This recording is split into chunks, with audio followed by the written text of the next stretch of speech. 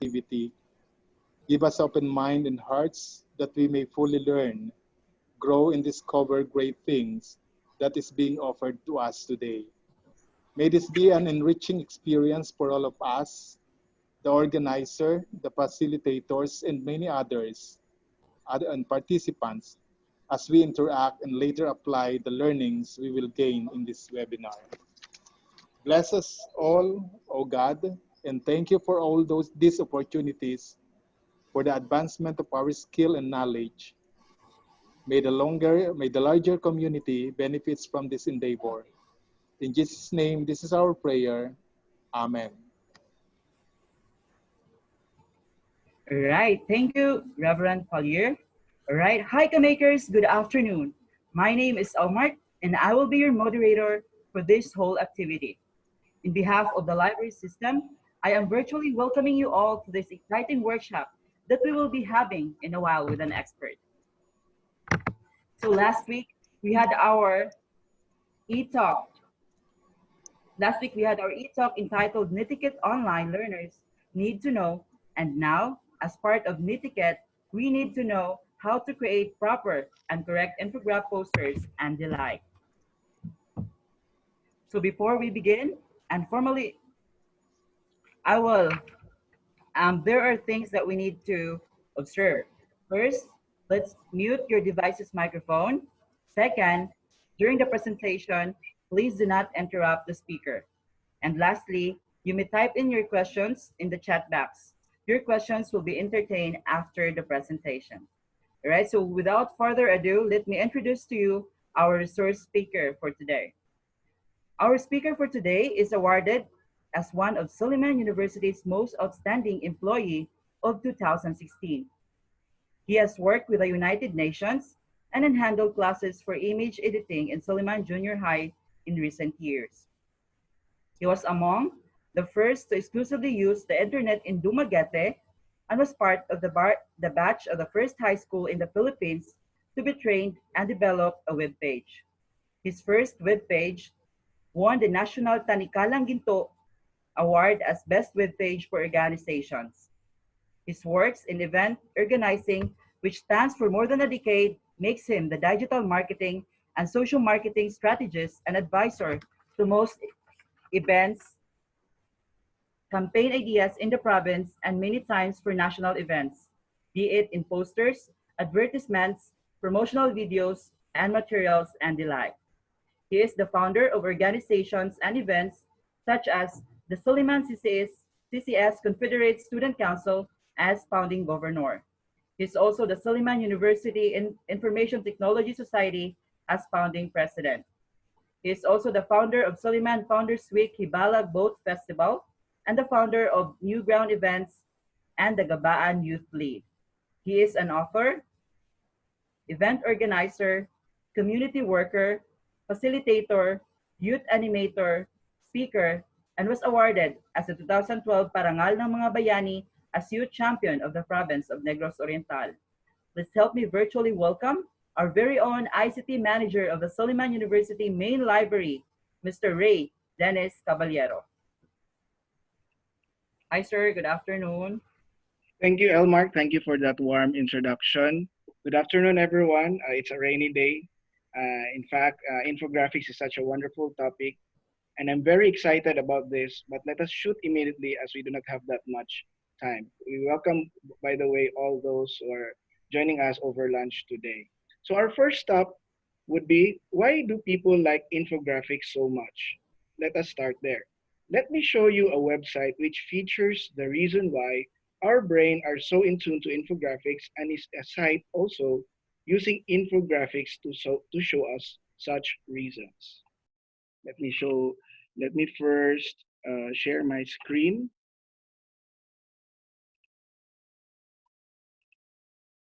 Here.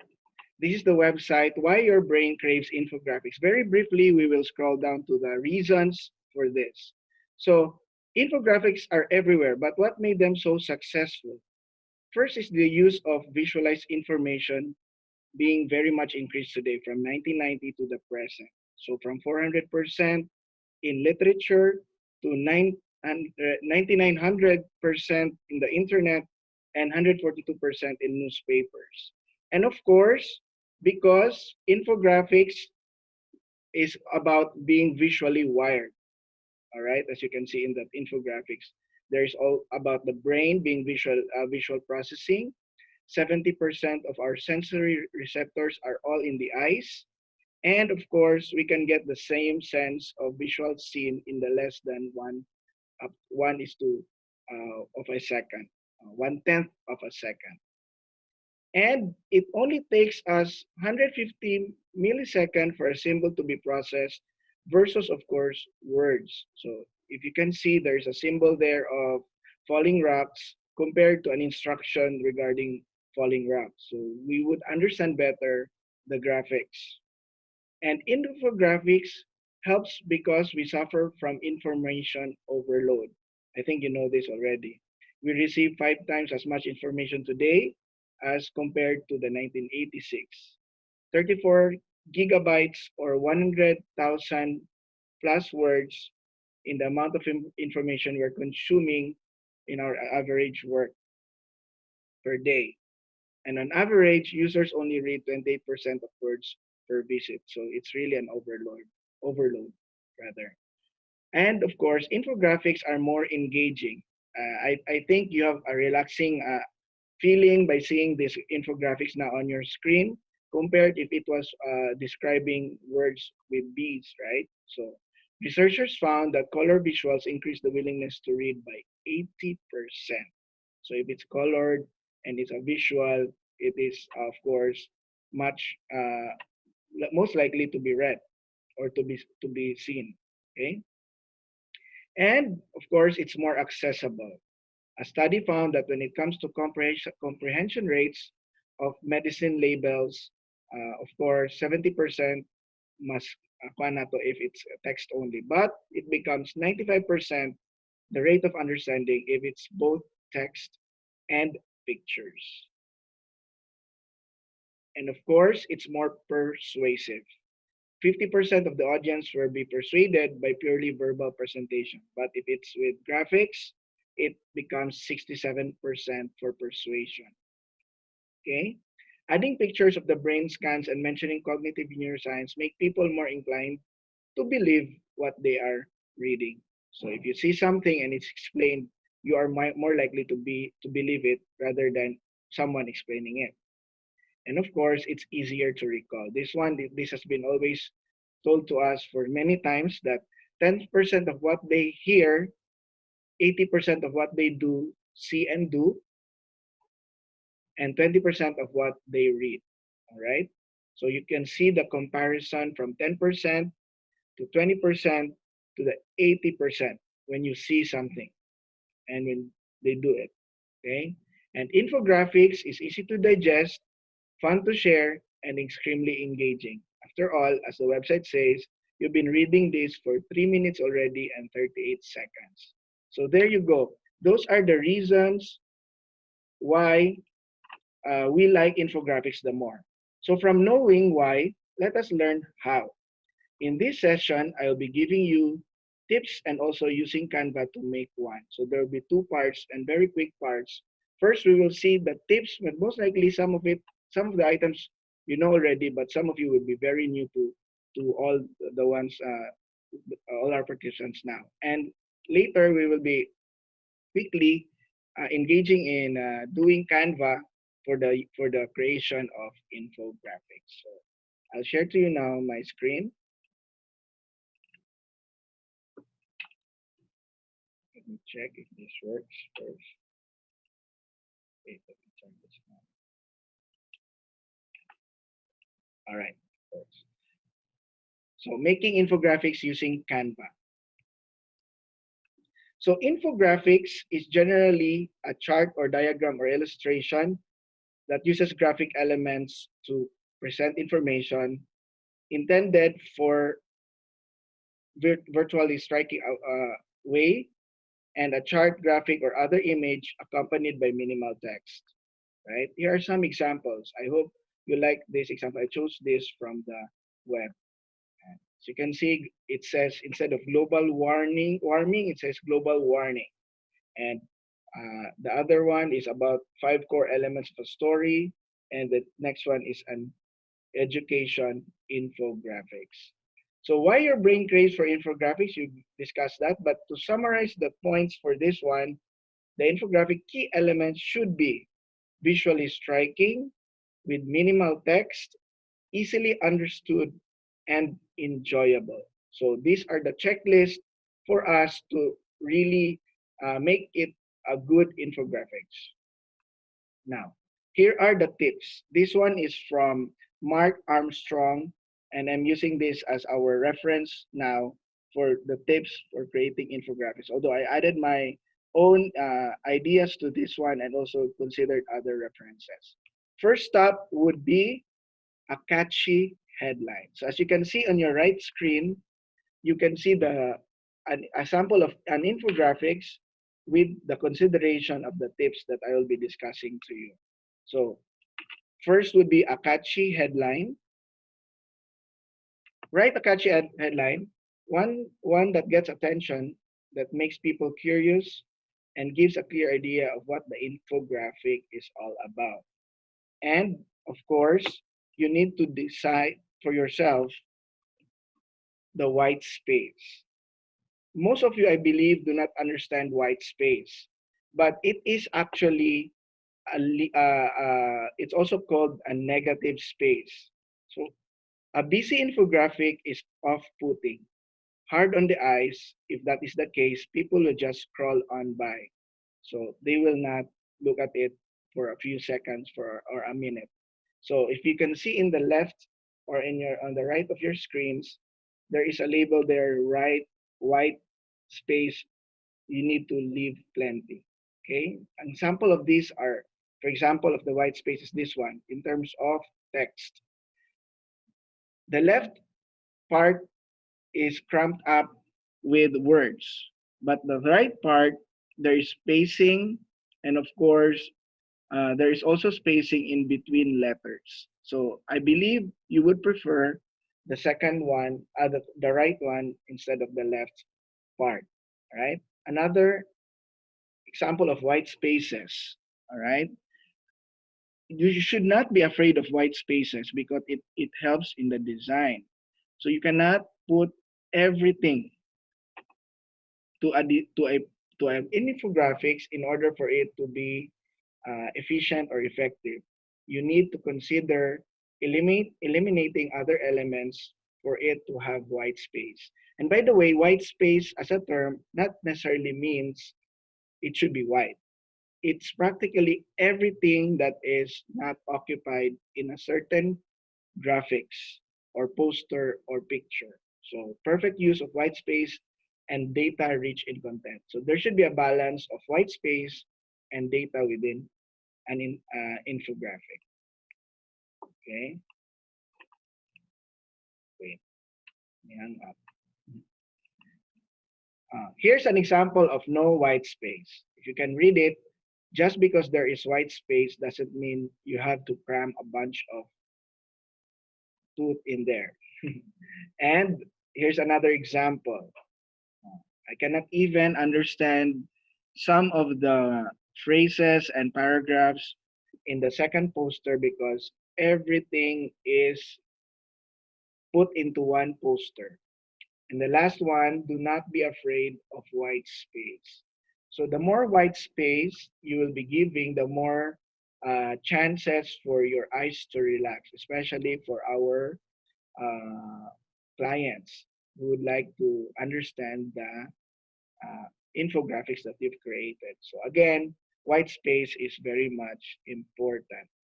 Third tip would be create the infographic for your target audience. You're a brand trying to engage prospects.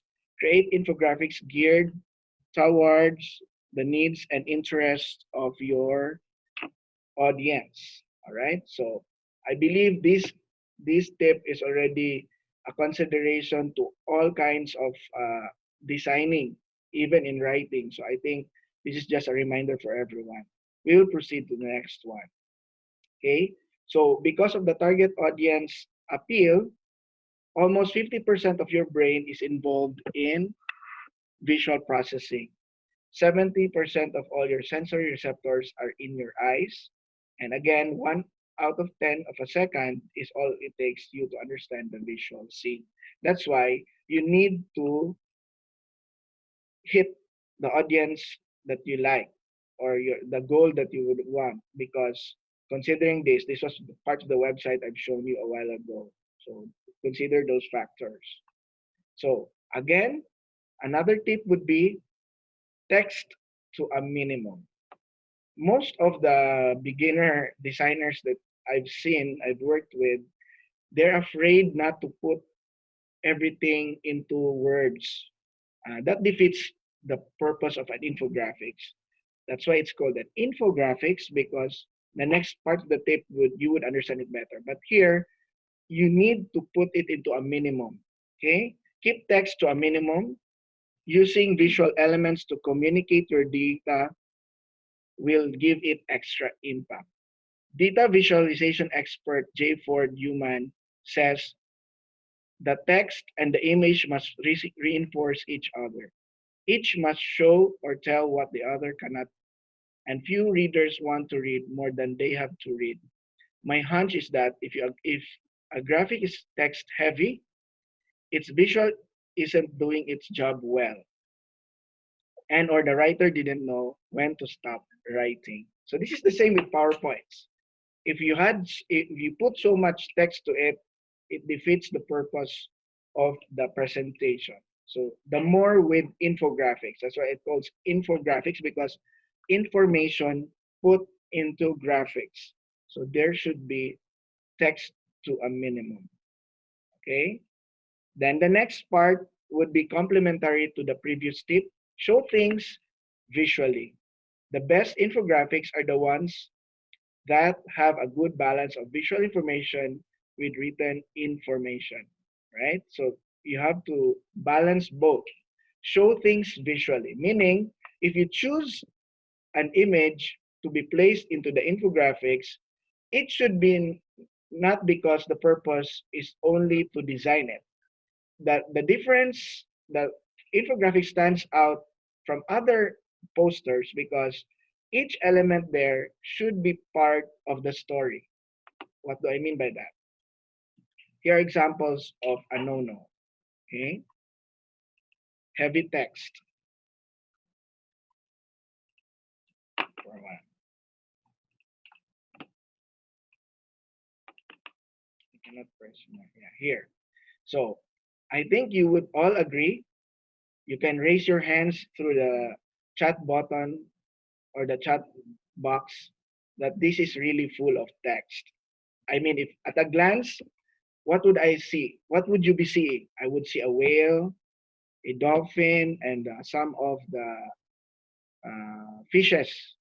But understanding what this is all about, actually, is about plastics breakdown, but it could not be understood, right? And how about the other one? I don't even know what is the reason or the title of the entire presentation of the entire infographics out the right. I could read some words, social site, but I do not understand what is the purpose or to whom this infographic is made for. So again, the best infographics are the ones that have a good balance of visual information with written information. All right, I think that's one good. All right. Next tip would be stick to a single topic. Okay, stick to a single topic. Multiple topics can make the infographics cluttered and overlong. So you need to understand that the cardinal rule is it needs to be easy to understand. So it should be very understandable. Okay, you have to consider these things. Second will be flow like a good storyteller. Okay, yeah, it should flow like a good story because an basic poster compared to an infographic, a basic poster can tell one story. But for an infographics, it can have sub stories to one single story, meaning there should be an opening and a closing part of what you are telling them. All right. Unlike a normal poster, it can have only one story to it. Like, for example, a poster for a movie or a poster for an event. That can be a mere basic poster. But an infographic is procedural. It can be procedural. It can be also telling what to do first and what to do last. All right. So the graphic element should guide the reader to the story from the beginning to an end. If it doesn't have a story at all, then therefore it's a normal poster. If it doesn't have an enumeration telling from one place to another, then it's probably not an infographics that you need to design. Okay. Then of course, very easy, cite your sources. And this one, I'll dwell on this one. Use two fonts at the most. Again, you should use two fonts at the most. All right. Using a lot of different fonts creates disharmony. Make sure that the smallest type font will be legible. Uh, for the fonts, okay, let me see. Let me have an example to this one.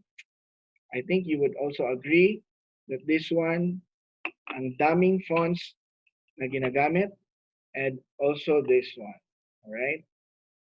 Where will your eyes focus if this is the design you are seeing?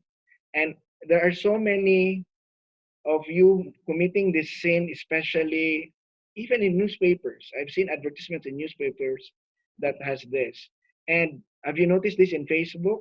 Most of the advertisements with regards to products, they use this kind of layout.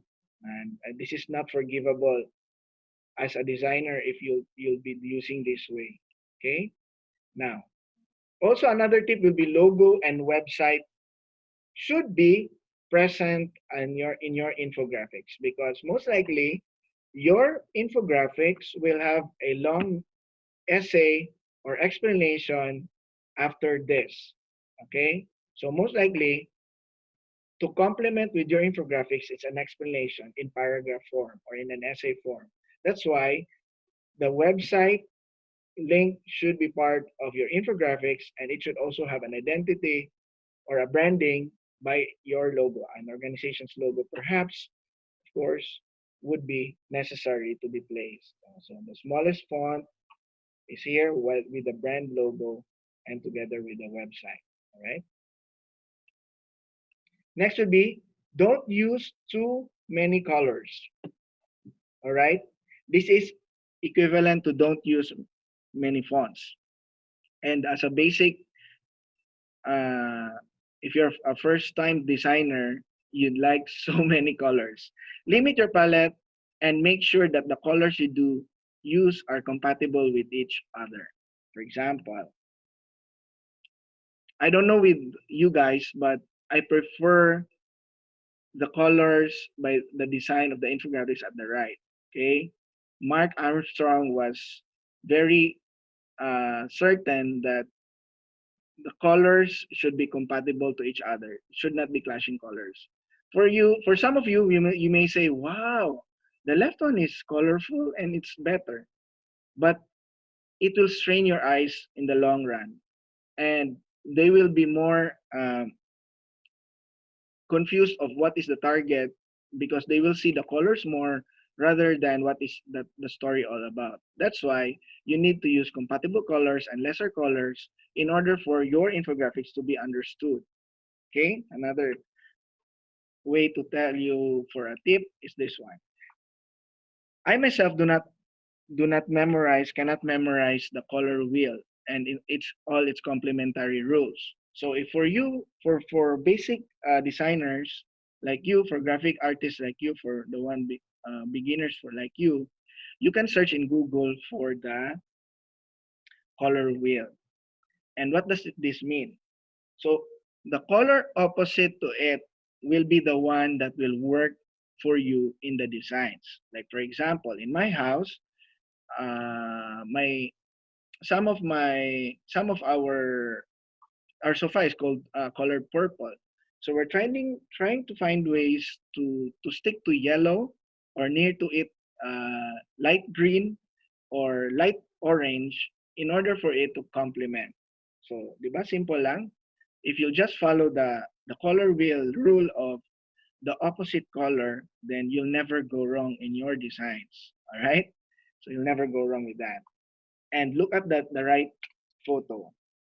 'Di ba? Sobrang relaxing to the eyes because it uses the color wheel rule of what works for what color. 'Di ba? So if you can see how relaxing those eggs are floating, or I think it's on top of water, and the white colors really do complement with the design.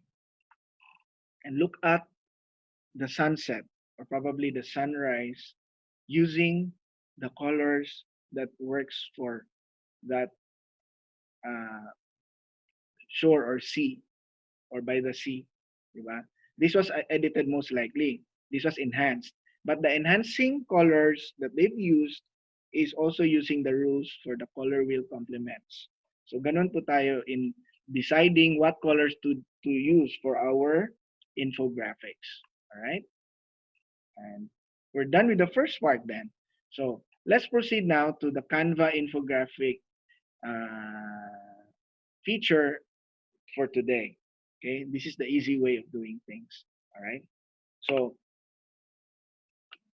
first step would be, of course, to log in. I'm assuming most of us who are with us today in this webinar doesn't know Canva at all. So first step would be to log in. If you can see on the left side, there is sign up with Facebook and sign up with Google. It means that when you sign up for Facebook, you are using your Facebook account to let you log in or let you create an account. Same with sign up with Google. But if you don't want for Facebook or Google, you can sign up with your own email or create your own email. Okay. Then when you are inside already, all right, when you're inside already, you can see that you have choices for the templates or your design style. You can find the infographics feature by searching it as infographics. Later on, I'll do a live demo to this one, but for very quickly, we'll see muna the screenshots of the graphic interface of Canva. So there are a lot of choices for Canva, one of which would be infographics, right? And next up, if you've chosen your template already for the infographics, you need to customize the background and select the fonts. So you just need to click by your left side, background, BK ground, and there are a lot of choices for you for background. There are solid colors, there are of course gradient colors, and of course there are designs for you that you can use. The important thing is your background should always be the background, meaning it should not fight with your main ground. That's why it's called a background. So that's one important tip you should notice. If you've chosen a design, you like a design, but it's fighting with your main ground, probably you can change the color tones to lower, or you can change the transparency so that it will be harmonious to the elements in front of the design. All right. So again, you choose your background that would fit or be harmonious to the main ground. Okay. Next step would be choosing your colors for the theme, right? The templates. So the thematic that I've taught you a while ago. So if you've chosen blue as a color, what are the complementary colors for blue? The good thing with Canva is it already provides to you thematic colors, meaning you don't need to search for it in Google anymore. So it will provide to you the color templates that you can be using for it to be harmonious. All right. So you just click the square box as pointed by the arrow to choose your color themes. Then you need to choose your font styles or font faces. The good thing of Canva is it is using already fonts that are modern. Why do I emphasize that? Because the next step I will be showing you are the default fonts for Windows. And please, as a designer, even if you're a beginner, it's a no-no already to use Times New Roman, Copperplate Gold, or some of you would be even using Lucida Sans, Arial Black, all everything that are default of of your computer cannot be used anymore as a design. So for example, if you're using Photoshop later on after Canva, download fonts. There are a lot of free fonts that you can use that are modern and stylistic to this generation compared to the Times New Roman and all other fonts that are available in your PC. Please download. And the good thing with Canva, it has already fonts available for you. But if you're not using a pro premium account, then some fonts will not be available. So for the premium accounts, there are many more available font styles, beautiful font styles that you can use for your infographics. All right. So again, you use font styles that are apt for your story. Like for this one. That's why one of the things I like about Netflix, because Netflix is using a lot of font styles not available to other users but are downloadable for free. Okay? So to convey a message, especially if it's horror or if it's sci-fi or it's suspense. And I don't know if you know the meaning of serif and sans serif. Okay? Serif are the traditional ones, the respectable ones. It usually has a curve at the end. Like for example, Times New Roman is a serif font, while sans serif is a straight font. Okay, so at least you know now what is the difference between serif and sans serif. So if you look at the screen now, the dotted lines would mean it's using a serif font. The straight lines, it's using a sans serif. So if you would notice above the letters, those are the titles of the series or the movie in Netflix and what fonts they are using to convey the message. So it's also equivalent when you're using the fonts for infographics. And by the way, the one you're seeing now is an infographic in itself. It need not to explain to you in an essay format what is telling us as a story. And by mere impression, you would immediately understand that the font psychology of Netflix is helping to sell Netflix and the series and the movies that they have. So it's very effective. All right. Now, next to it will be adding graphical elements. So by clicking elements, you will see there, okay, a lot of icons, a lot of vectors, and a lot of graphic elements. I use the word icon, I use the word vectors. I'd like to use also PNG. So these three things are somewhat similar or synonymous, but they're not really the same. Let me start with PNG. PNG is a file format, but it's used as a word now to tell us that it's a file format where it can see hollow spaces in your design. Like for example, the Silliman logo. Okay, Silliman logo is circular with a how do you call that in English? Giring. It's like curvy. Meaning, if it's an PNG, you will not see the background white. You will only see the Silliman logo as a circle with the curvatures at the edges. So by putting it as an element to a design, it will be not be boxed because it's a PNG. Look at the design that we have here now. Like for example, there is a check mark above the Facebook icon. The check mark icon by green. Do you see that? It's a PNG or an icon because it's not boxed at all. Below the Facebook logo is also a circular eye icon.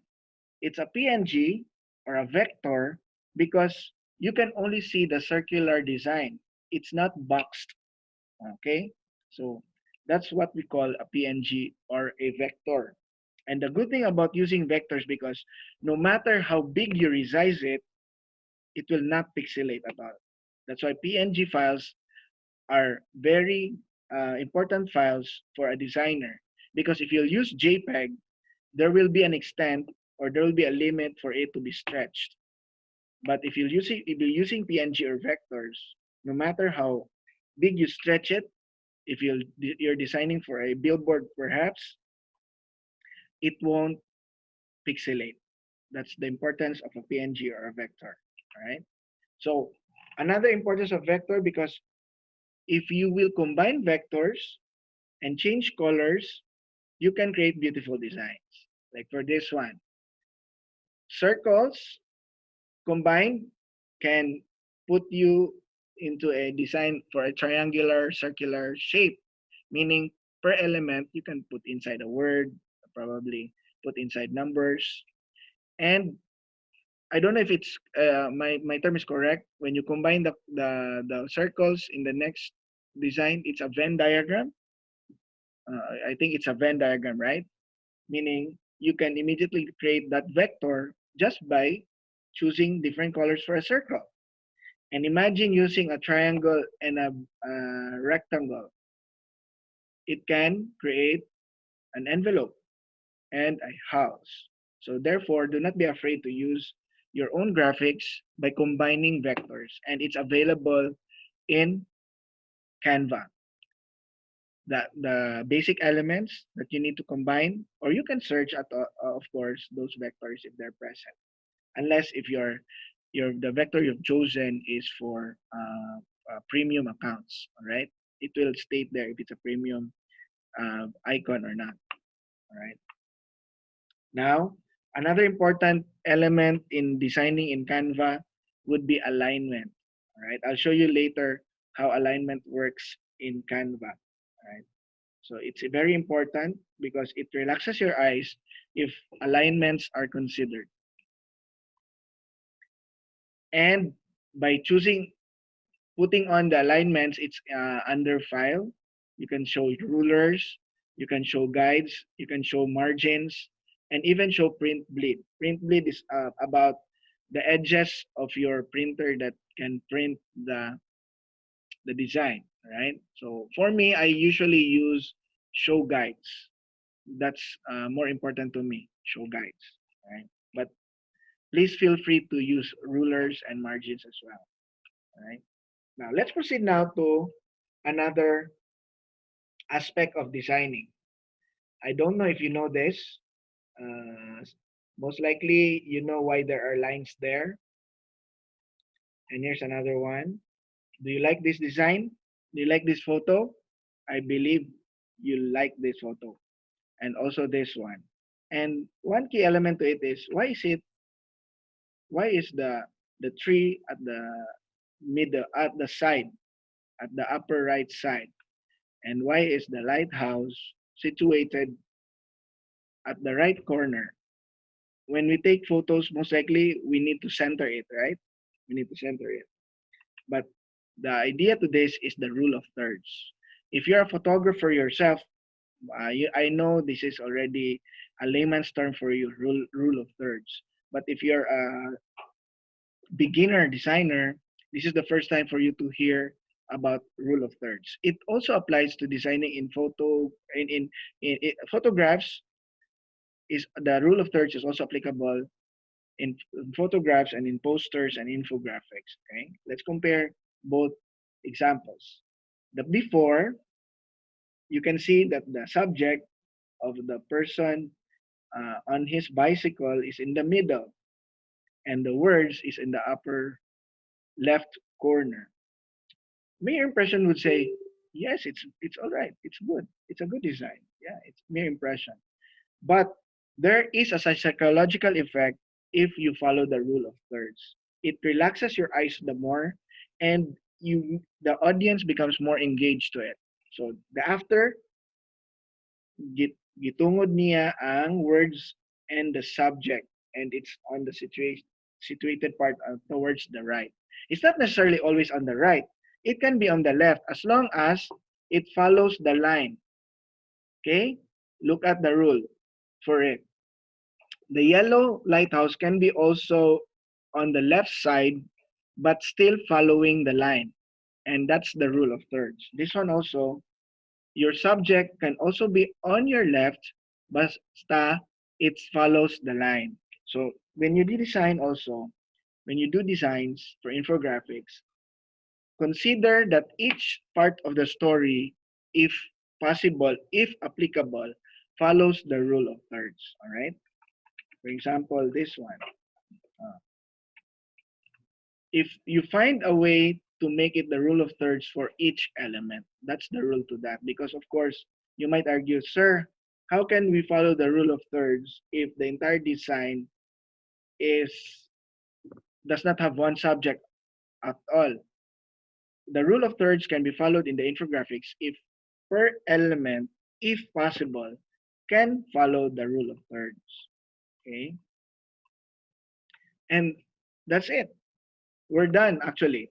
I'll quickly show to you. I'll quickly show to you Canva.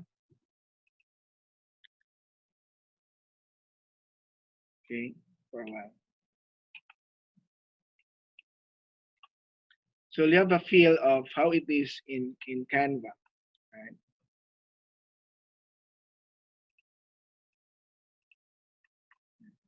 As I've told you, you can put when you after you log in, you can choose templates and choose immediately infographics there. When you click infographics, it will let you choose some of the templates available for you already. So by choosing one template, you can switch to another one, right? For example, for this one, the colors that can be used for this one are in the shades of grayish to dark green to white. So that these are the palettes that can be used. So that means you need to follow the palette, right? Para harmonious siya.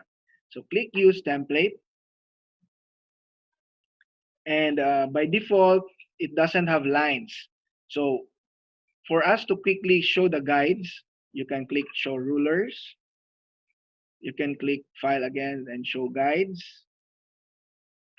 Then you can click the file again to show margins. All right. So at the bottom right of your screen is the magnification.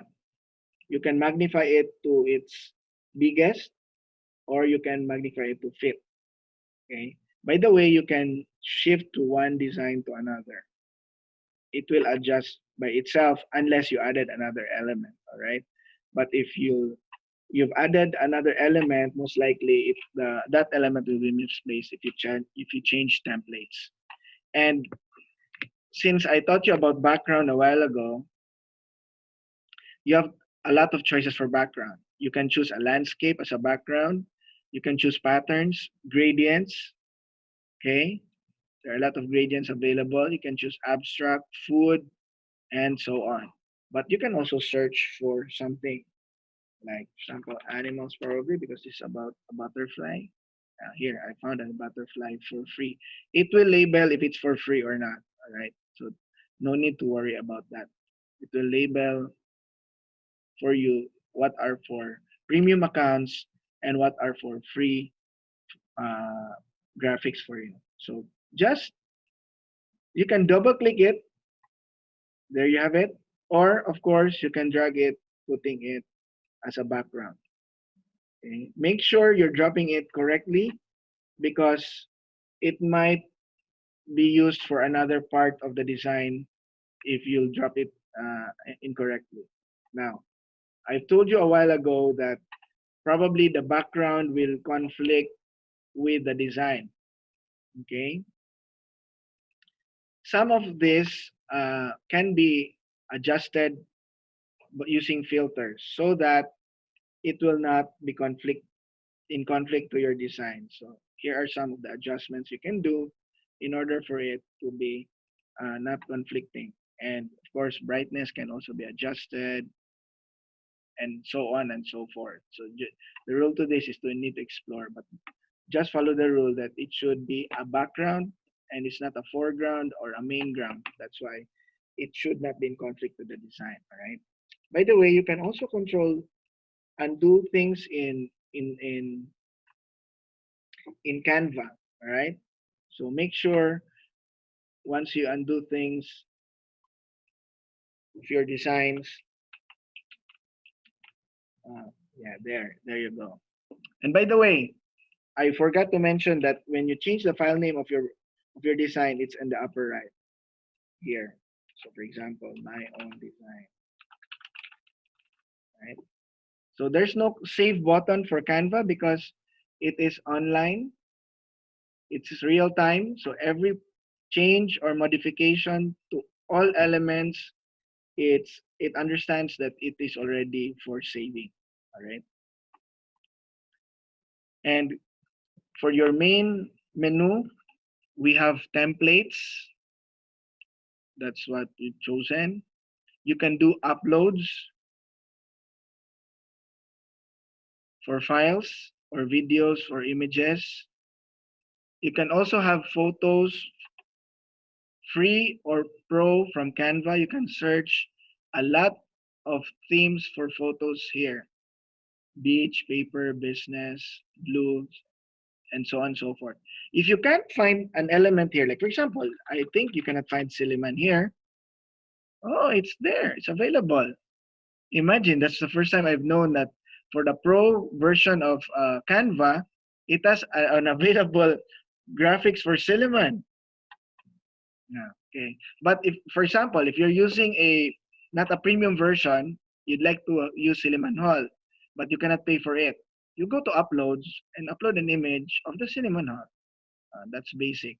So anything that you cannot use in Canva for free or it's not available, you use uploads. Same with elements, be it pictures, be it elements. Elements would mean icons, graphics, vectors, and so on and so forth. And here, text is also available. Either this one is for font combinations. There are available font combinations already.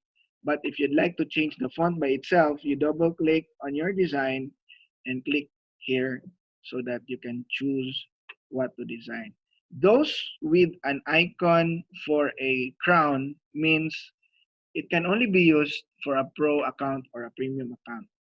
Those without the crown icon is for free. You can use it for a free account. All right. And we have styles as well. We also have videos that you can use, and the ones that I taught you about background and folders. I think that's it for now.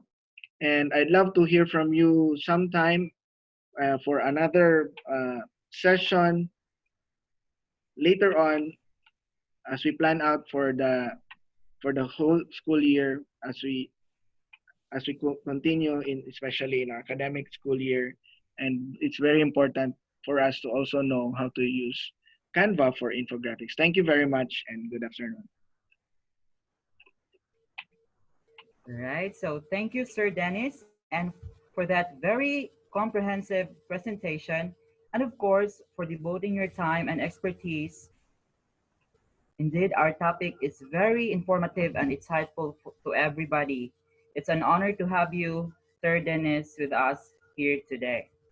All right. So if you have question, you may type in our chat box.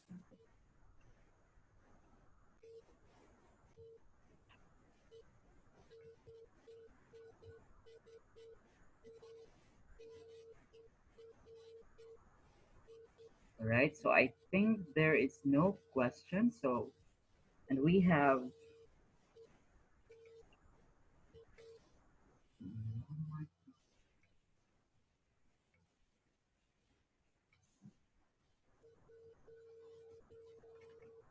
right. So let's proceed.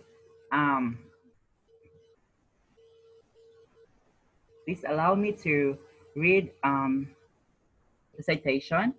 Suleiman University Virtual Library Online Makerspace Activity Certificate of Recognition is presented to Mr. Ray Dennis Caballero for sharing his expertise as resource speaker with the topic Making Infographics Using Canva to our first online makerspace activity held at mySOUL Virtual Library on September 16, 2020. Signed, Myra Evelyn Weba, University Librarian. Sir Dennis, please accept this certification. Thank you so much, Elmark, for this honor of discussing this afternoon about infographics. Thank you also, Sir Dennis. And of course, before we will end this program, I want to encourage everyone to join our infographic making contest. And the theme is Do's and Don'ts on the Internet. And the winners will get premium access to our Grammarly account. The first prize will be 3 months premium access. The second will be 2 months premium access. And the third one is 1 month premium access. The mechanics will be posted in our virtual library and of course to our Suleiman University Library Facebook page. All right, so I think we are done. And I want to thank you everyone for being here with us today. Again, and this is Elmark, your moderator. Have a great day, everyone.